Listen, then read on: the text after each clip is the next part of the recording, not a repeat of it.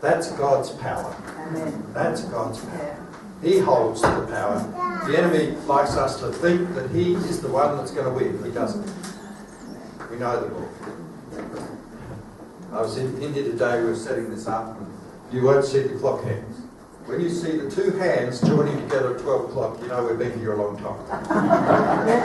But in the book of Revelation, when I was travelling down, I was coming down to Adelaide on Friday night, the first time it ever struck me in the Bible, it says, and time was no more. Yeah.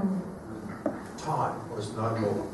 And these things that we do in this time will affect us in that time. And God is so awesomely wonderful to have a people that he can draw to himself.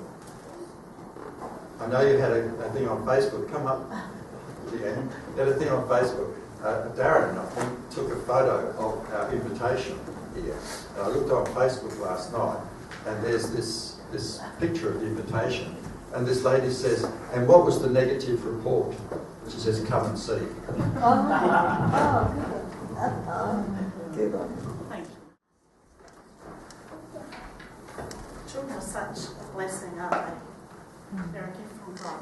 My name's Leanne Dunn, and I'm very blessed to be the mother of 6 children. We have 2 beautiful blessings in heaven and 4 blessings with us here today. I just want to read a couple of verses from Psalm 127, verses 3 to 5. Lo, children are a heritage of the Lord, and the fruit of the womb is his reward. As arrows are in the hand of a mighty man, so are children of the youth. Happy is the man that hath his quiver full of them. They shall not be ashamed, but they shall speak with the enemies in the gate. Having 2 children, we were keen to keep adding to our little family as we saw fit. And it was after 2 miscarriages that we were delighted to be once again. After realising with our first pregnancy that some blood tests were routinely given to determine what percentage you had of having a disabled child, we refused the blood tests when we were pregnant after that. And at our 18-week scan, as you do, you go along really excited. And I laid on the table, and the sonographer was very quiet, and she wouldn't answer any of our questions, wouldn't talk to us about anything. And then, to make us even more nervous, she brought another doctor in, and they were looking and quietly discussing at the scan, and we were just thinking, what on earth's going on? Well, they wouldn't tell us, and they sent us home, and because we lived a long way away, they sent the results home with us.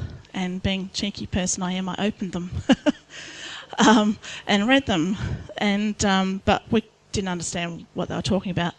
So, as you do, we got onto the internet, and it said something about a thick nuchal skin fold just on the back of the neck.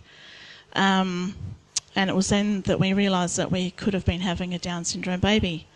And our local doctor, he knew our stance on deciding not to have this blood test. But I remember him saying to us, it would have been good if you had the blood test, because it would give us a bit more information. And I was thinking, I'm really glad we didn't, because that would be one more pressure that perhaps he might have put on us. Interesting at this point, we were mature Christians, and we never thought about aborting our baby. It just wasn't in our minds at all. You see, because we knew that God is the author of life, and this child was his creation, and for us to kill him would be murder. And I knew that having a disabled child was a huge task and a lot of work. I also didn't feel surprised to be told that we could be having a disabled child, because I have a few close relatives with disabled children. My mother's cousin was disabled. She had Down syndrome, but she was the most happiest, joyful little girl and most loving little girl. And I knew that the God of all the ages knew what he was doing when he created our child, and I knew that he doesn't make any mistakes. And it was him who had made this precious child who lay in my womb at that very moment, and he already knew what the outcome was going to be from the ultrasound, and he already knew what this baby would be like when he or she was born. And our role was just to trust and wait and hope in the God of all the ages. because God is the giver of life. And then it logically follows then that only he can be responsible enough to decide when a person's life is finished or time to end. And there's another verse that I thought of was the Psalm 139 verses 13 to 17. For you formed my inwards parts. You knitted me together in my mother's womb. I praise you, for I am fearfully and wonderfully made. Wonderful are your works. My soul knows it very well. My frame was not hidden from you when I was being made in secret, intricately woven in the depths of the earth. Your eyes saw my unformed substance. In your book were written, every one of them, the days that were formed for me, when as yet there was none of them. How precious to me are your thoughts, O God, how vast is the sum of them. And I knew that even if our baby wasn't going to live very long, that God's thoughts towards him and us were precious. Anyway, a few weeks later we were sent to the Women's and Children's Hospital for a special ultrasound that is ordered in cases like these. And they count all the fingers and toes, and they count the bones in your body, in the child's body.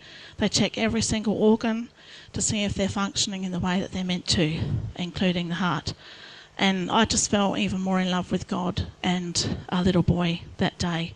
And it was just so amazing to see a little tiny baby functioning so beautifully, every organ having a specific purpose, and each organ just designed to operate in a different way, but vital. And it was incredible, and it once again confirmed in my mind that there was just no way that humans could ever evolve from something which was so obviously carefully and masterfully designed.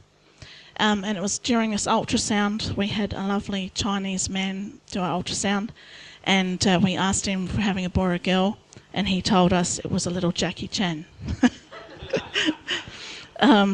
So after the ultrasound, we went back out to the waiting room to hear the results, to wait to see the next doctor. And we went in and we saw the top doctor at the Women's and Children's Hospital, and it was Dr. Brian Pete. And it was only after we'd had our baby that I was told that he was the top abortionist in that hospital. But he ended up delivering our baby as well. Anyway, he looked at us and he said that we probably should get an amniocentesis. We didn't know much about that at the time, but we just refused because we didn't want to cause any damage to our child. And then the next thing just shocked us completely. He offered us an abortion. We were both horrified. And we told him there was no way that we were going to do that, because we believed that God gave us his child and it didn't matter what was wrong with him, but he was ours for keeps. And we trusted God, and that we knew what he was doing was the right thing. So for the next few weeks I madly researched on the internet about Down syndrome children, the sorts of problems they can have, how to handle these problems as a parent, what support you can get mentally, all that sort of stuff. And the next thing we thought we'd better do is prepare those just close to us, because if we were going to have a disabled child, we needed a support network. I didn't think this would be a problem, and I expected love and support and understanding. But some well-meaning person told me that it was my fault that our baby was could have Down syndrome, and what sin did I have in my life that was unconfessed that God was punishing me for. Now this absolutely shocked me, because I'd never heard anything like this before, and funnily enough it's not in the scriptures either. I knew that there wasn't unconfessed sin in my life, but it didn't take me long, and God placed it in my heart to remember the story in John where a man was born blind, and the disciples asked Jesus, "Master, who did sin, this man or his parents, that he was born blind?" And notice Jesus' answer. He said, "Neither has this man sinned or his parents, but that the works of God should be made manifest in this man." And I thought, you know what? That just spoke to my heart, because I thought, it doesn't matter what anyone else thinks. God is going to glorify his name through this child. And 10 years on, he still is, praise the Lord. And it was then that I recognised the voice of Satan behind this well-meaning person's comment. And I knew that God would get us through, because it was him in the first place who had given us this baby. And Darren and I both had a peace, just an absolute peace that can only come from God. And it's a peace that the world just doesn't understand. And after all this was over, we just kept trusting the Lord and got on with life. And we knew that he does all things well. And knowing we knew that we could trust him, and that he knew what we could handle as well. And we didn't dwell on the future or fret about it because we knew who held our future. And we honestly forgot that we could be having a baby with Down syndrome. And I believe that's a miracle because I'm a great worrier sometimes.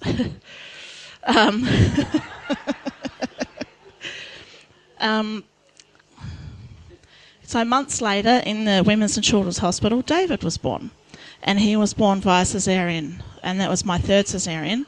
Now, I knew the deal. They cut you open, they hold up the baby. If it's doing well, they give it to you to hold. Not this time. As I was being prepped, the room filled up with people. And I was thinking, goodness, there's a lot of people in here. More than what had ever been at our first and second births. And I didn't think about it much until they had delivered David.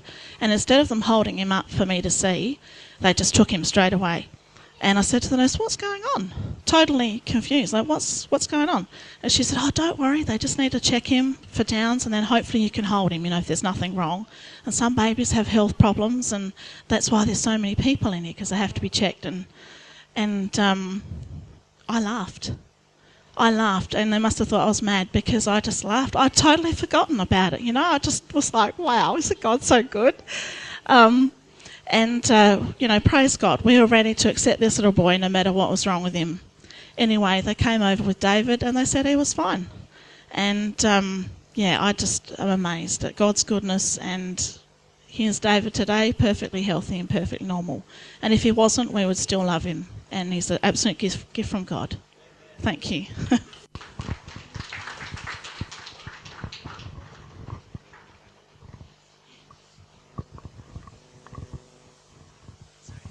Could David come up for a moment? Now,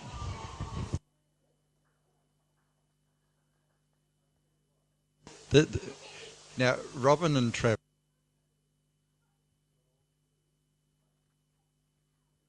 on Parliament House steps. Now, when you get a gay rally, you get people crowding the steps. When you get people standing up against the killing of the unborn,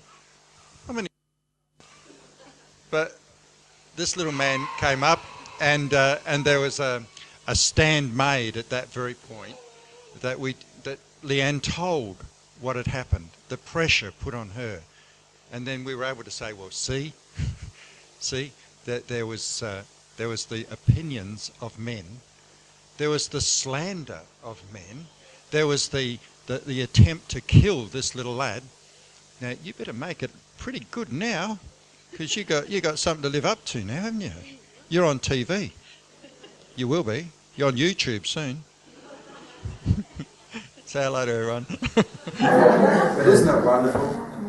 We lose so many lives through pressure that are put on people. And that's what this is today's about, the challenges to coming to birth. And if we can take away from this today a renewed desire to support those who are under those challenges and really, really make a difference.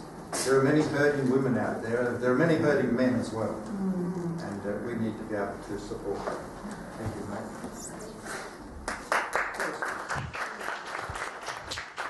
Yeah, you do realise he had nothing much to do with it. It was mum and dad. Now, also sort of getting to a thread now, because Darren, he's very much into IT. And this will lead on to Robin, and we've got a miracle story here today that I only found out about a month ago, or a bit longer than that now, but yeah.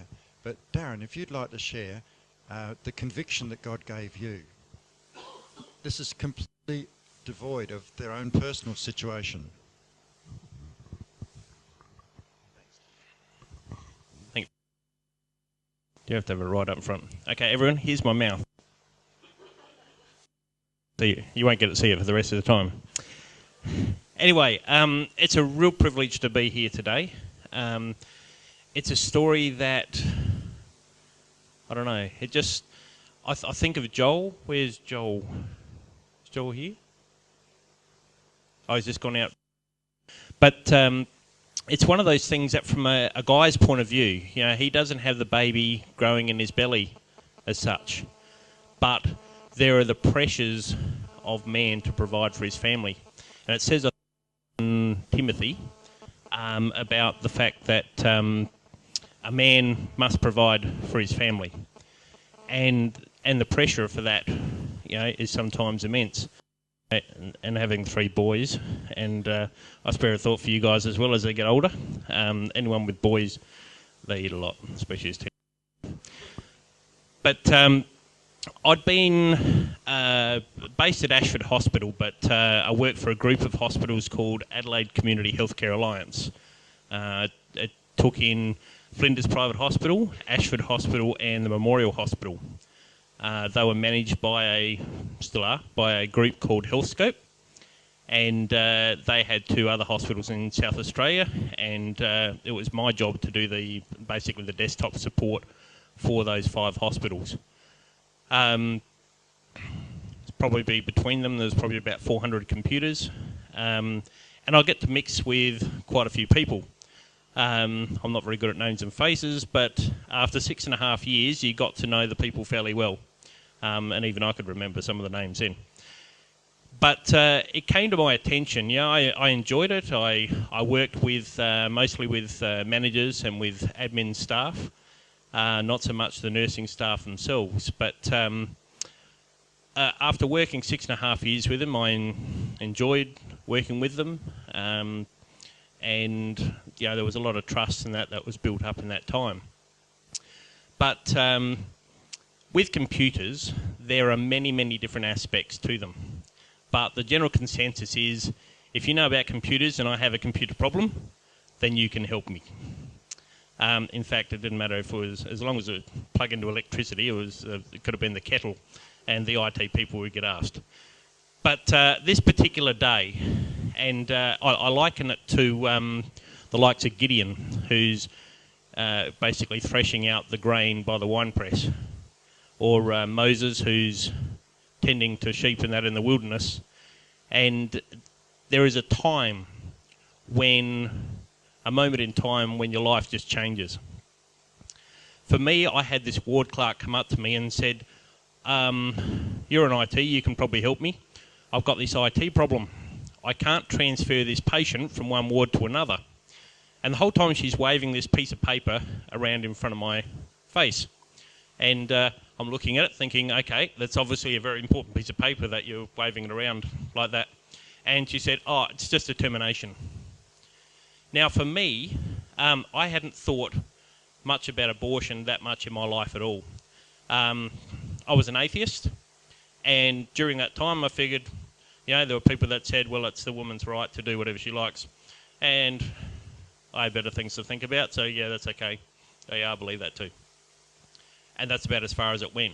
When I became a Christian, there's some amazing things that happen when you turn and give your life to Christ. But abortion wasn't sort of high on the agenda that you consciously think, okay, now I don't believe in abortion. When the whole issue happened with David, it was just, your heart had changed, and it was just like Leanne said, you wouldn't even think for a moment that you would do such a thing. Your heart had changed. But I hadn't really thought anything of it since. But when she said, oh, it's just a termination, it just smacked me between the eyes. It was like a sledgehammer. The first thing was, oh, it's just a termination. It's so flippant that it could be, that amazing that people could be so flippant about it. But also, I thought, oh, if it's just a termination, how common is it in these hospitals? I've been working in these hospitals for 6.5 years and didn't even know what was going on. And for me, for a while there, I thought, well, that's bad, but I've been here 6.5 years and I haven't known that it's going on, so I'm not really involved. I work with admin staff and I work with management and all that sort of thing. But I don't carry out the abortions. I'm not involved with that part of it. But the more I thought about it, the more I was a part of it. I would help in the process.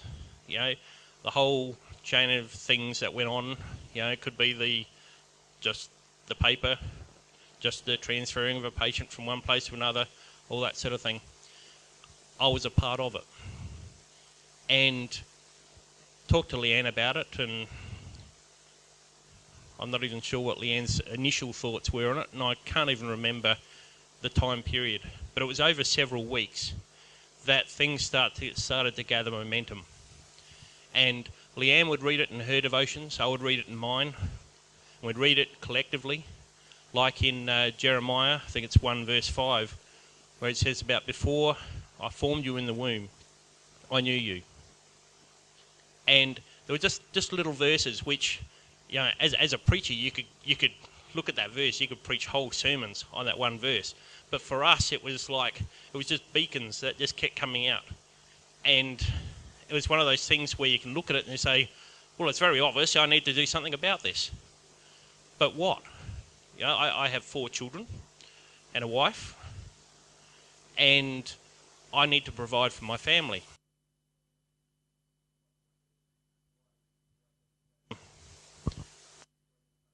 Straight out. Get the hang of this one day. Do I just leave? Talking with some of the people later on, there were people that, nurses, that were involved in the theatres where these abortions are carried out, that felt convicted and asked to be removed from that sort of situation, went and worked on the wards or whatever the case was.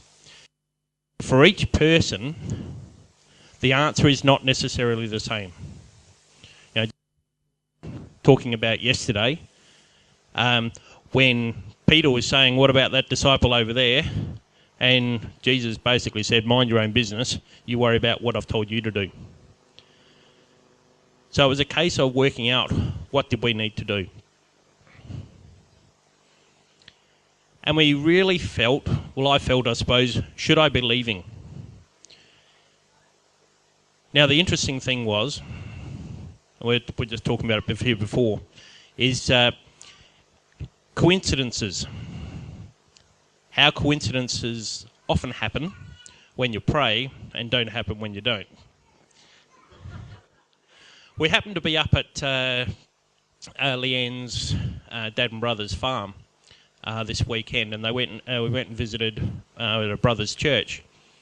And after church, we were out the back and we were chatting in the supper room, and there was this lady there that was chatting about abortion, how she'd left her church, and she was pretty fiery. And anyway, she went through the whole thing, and it was absolutely, there was no question that she was dead set against abortion, the whole thing. But she was also a Christian. And Leanne and I were both standing there, and so I said to her, explained our situation, and fully expected her to say, because she didn't pull any punches and still doesn't, but fully expected her to say, well, you just need to leave. But her answer was so full of wisdom, and it was so from God. She just said, well, if God is convicting you, you need to listen. And it doesn't matter whether you're talking about abortion or any other thing in your Christian walk. If God is convicting you, you need to listen. Well, Leanne and I just looked at each other. We didn't have to say a thing. Been married for many years by that point. But we just looked at each other, and we knew absolutely that God was convicting us. And that afternoon we sat at her brother's table, and I said to Leanne, do you want to go for a bit of a walk? And I think Troy said, oh, you want me to tag along, or are you talking about anything deep and meaningful? And I said, oh, you can tag along if you like. We're just going to be talking about leaving work and church. And he goes, whoa! And so I think we chatted alone, just the two of us. But the long and the short of it was, and I don't want to dwell on the church side much, but I'll just mention it a little bit because of how it intertwines with it. Basically, we left in the same week. The very next day I was at church, or no, actually, don't even think I got back to the church, and work in that same week. The next day I was at work. I resigned. And what made it amazing was the boss basically looked at it and he said, "Do you mean to tell me," because I didn't say the reason in my letter as such, I left it a bit open, and he said, "So what's going on?" And I explained how it had come to my attention that abortions had been performed in the hospital. There was actually mention about the fact that that person should have disciplinary action. Now, why? There are obviously members of the public that know that abortions are performed in those hospitals. Thankfully, it wasn't made a big deal of, and I certainly wasn't going to be telling. And to this day, she has no idea who it was that that brought it to my attention. But he said to me, "You mean you've worked here for 6.5 years and you didn't realise abortions were going on?" I said, "No, sadly I didn't." I think it was, he didn't think that they could be happening here. I said, "No, sadly I hadn't given it any thought." And he said, "Well, I've got to admit, neither had I." Basically, he arranged for me to talk to the general manager, who had also recently been the general manager at the other hospital as well, where these abortions were being performed. And he basically sat me down and he explained, he went through the stats as how many abortions and that were being performed, and how, well, some of the work was public work coming through from the Flinders Medical Centre and all that sort of thing as well. And when all the renovations would be finished, then there'll be less. There was only something like 8 a month or something like that. So that'll be a lot less abortions. So, why won't you stay? And after a bit, you could see he was frustrated by the fact that I wasn't going to move. And the thing with it was, after that, I would talk to different people, and I'd say, I'm leaving. They go, "All right, so you got another, where are you going for a job?" "I don't know yet." Then you got their attention. Then it was, "Did you jump or were you pushed?" And then you had an opportunity to explain the reasons why. And there were my closest work colleague there, he still, to this day, has no problem with abortion.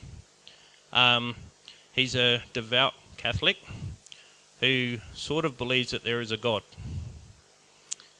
But, anyway, so you won some friends, you lost some friends, so to speak. It was interesting, the ones that came out of the woodwork and explained that they had left the theatres to work in wards and that over the same thing, and how they were convicted to move.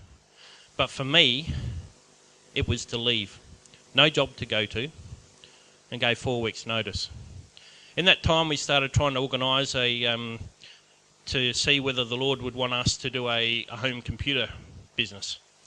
So we organised setting up a website and different bits and pieces for that to happen. And that took up a bit of time. But as any responsible man looking to provide for his family, I had to, of course, do up a resume and start looking for other jobs, which I had absolutely no peace about whatsoever. So in the 4th week, towards the end of the week, I finally decided to start writing a resume. Now, my wife before admitted that she's a bit of a warrior from times. Sometimes a prayer warrior, sometimes it's just a warrior. But the amazing thing through all of this was that we both had an absolute peace. Now, we were going to go from quite a reasonable wage to nothing. And it didn't worry us. Now, when it says in Philippians chapter 4 about the peace that surpasses all understanding, it's an amazing peace. And when you got that peace, you know you're on the right track. The night before my very last day, I had a phone call. I didn't answer it because I was stuck under a desk in an old couple's home fixing their computer at the time, starting my business. And but later on I heard that call, heard the message, and it was from the estate manager of what was Gribble's Pathology, it's now Healthscope Pathology. and they said, we heard you might be available. We'd like you to come and work for us. So on the very last day, we finally meet up in the afternoon. So after all the farewells and all that sort of thing, we managed to catch hold of each other. And I had to explain to her that, thank you very much for the offer, but we've got this fleece in place. Now, coming from an atheistic background, I knew that she probably knew what fleece was, and so I had to explain to her about Gideon and all that sort of thing. And I felt a little bit Paul,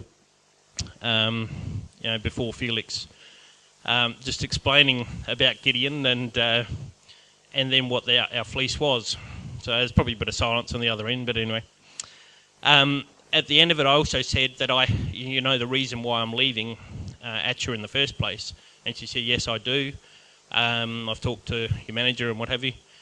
And she explained a little bit about some of the tests and that. And I said, well, I also have to pray about that and see if the Lord gives me a peace about working in that environment. Anyway, 10 days later, I said I'll talk to you in 10 days. And 10 days later, I went in and basically signed up for Healthscope Pathology. The Lord made it clear that we weren't to do a computer business, although He did provide for us in that time. There was one day I did a little network set up for a business, and then a personal, like a private job that night. So I worked from about 8 in the morning to 1 o'clock the next morning, and I netted about $800 for that day. That was the one good day out of the whole thing. But the next day I had a car bill for repairs for about $780 odd. So the Lord knows and the Lord provides. So instead of us having a termination payment, I'd gone in on that very last day at 5 o'clock, and I said to the manager, are you able to hold that termination payment for a bit? He knew about this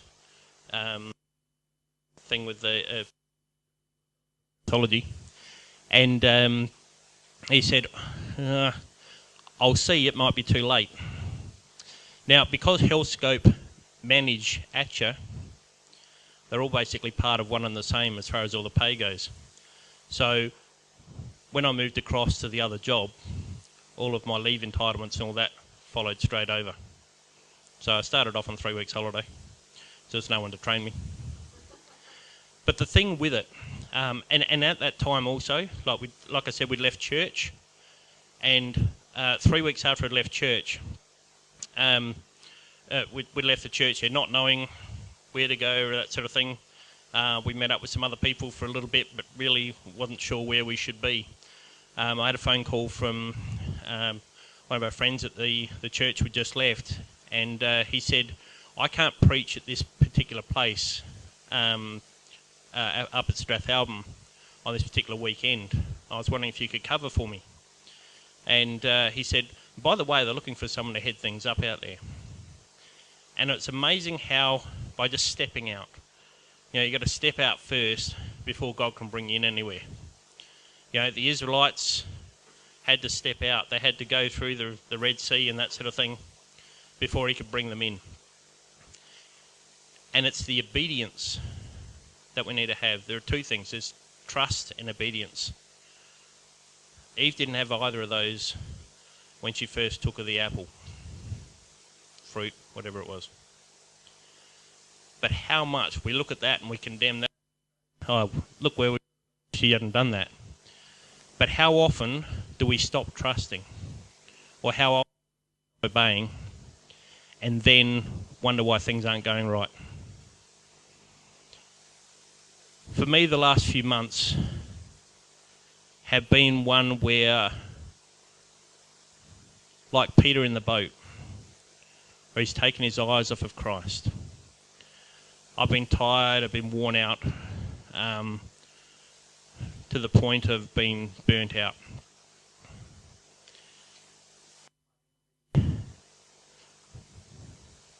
In the, I'm not sure what the word is, in the guise of resting, I've taken my eyes off of Christ in that time.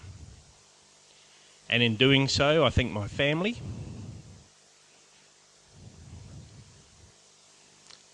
have seen the difference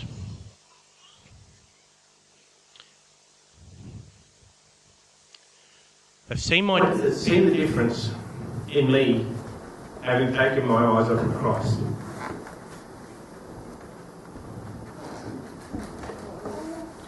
And I look at it,